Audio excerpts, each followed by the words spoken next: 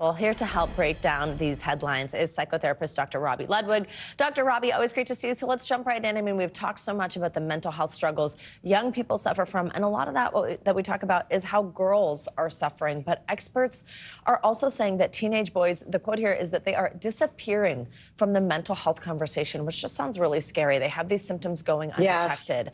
Tell us why this is happening and what our viewers can do to support these young boys in their lives and keep this in mind. As you mentioned, Savannah, our ideas about depression are very female oriented. So it's melancholy and crying and admitting some upset. But with boys, the picture looks very different.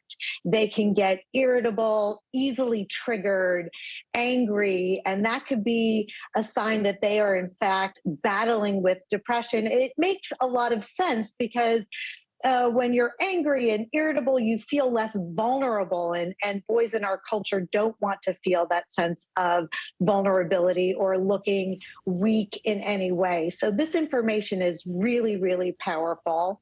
And it allows parents also to observe these changes and perhaps make the proper interventions if they see that their boys are behaving differently, but it doesn't look like our traditional ideas of what depression presents like. So important to know what exactly to look for and to be on the lookout. There's so much too when it comes to boys. I've been reporting on eating disorders that kind of go under the radar. Like, it's important to Yes. try to get under the hood there with our young boys.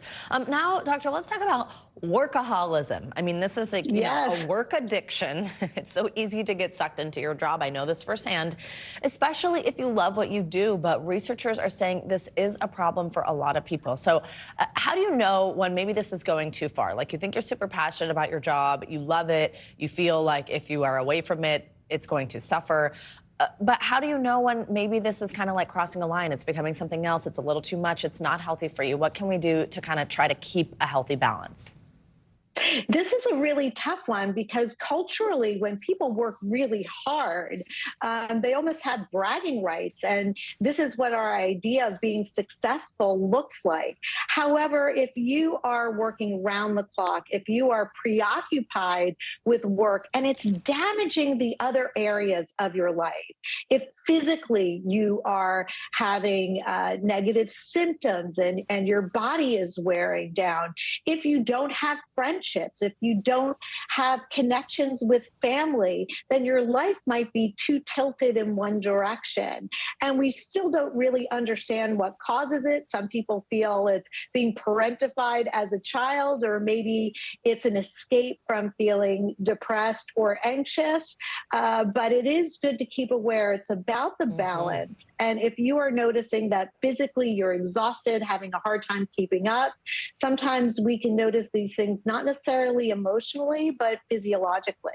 Definitely. Doctor, we only have a few seconds here, but I do want to talk about, let's end on a happy note, the happiness we can learn from toddlers. What should we be looking out for, and what as an adult can we really try to put into practice realistically?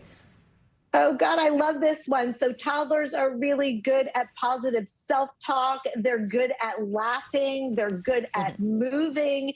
They're really good at asking questions.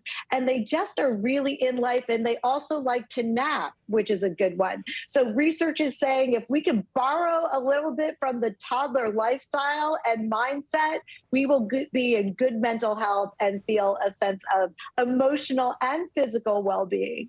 There you go. Love to see it. Dr. Robi, always great to have you with us. Thanks for joining us. Coming up, seasonal